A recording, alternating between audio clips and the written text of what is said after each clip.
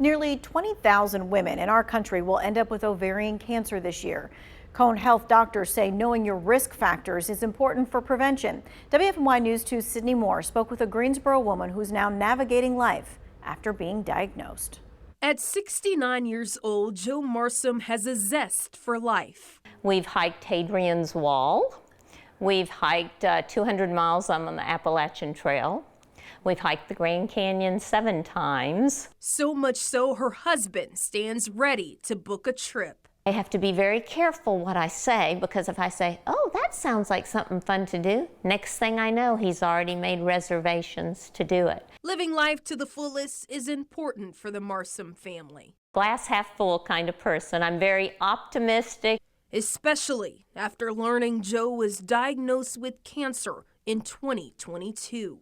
I treat it like a chronic illness. Morsam was next to her doctor at Cone Health's Cancer Center when she heard the words stage 3 ovarian cancer. They could see that I had growths on both my ovaries. Before the diagnosis, she remembers feeling bloated. Dr. Mary Miller, a gynecologist with Cone Health, says this symptom is common. The symptoms they're easy to confuse with GI issues, and that's one of the reasons that ovarian cancers are so hard to diagnose and tend to be later staged with diagnosis. Dr. Miller says weight loss and pelvic discomfort are other symptoms, and the risk of a woman being diagnosed is 1 in 87. It's definitely a disease of women later in life, and there is some genetic component, so at least 10% of ovarian cancers have a genetic link.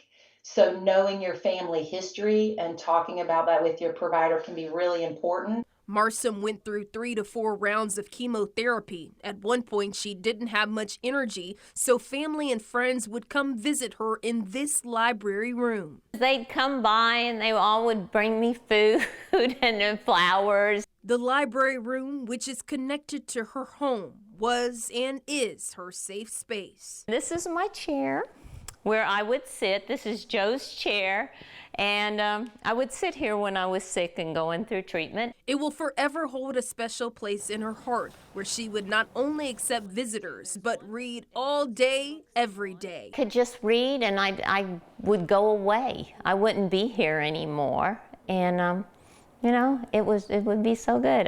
Unfortunately, the chemotherapy wasn't a success and progressed after being told she was platinum resistant. She now still lives with cancer, but her doctors at Cone Health have supported her every step of the way.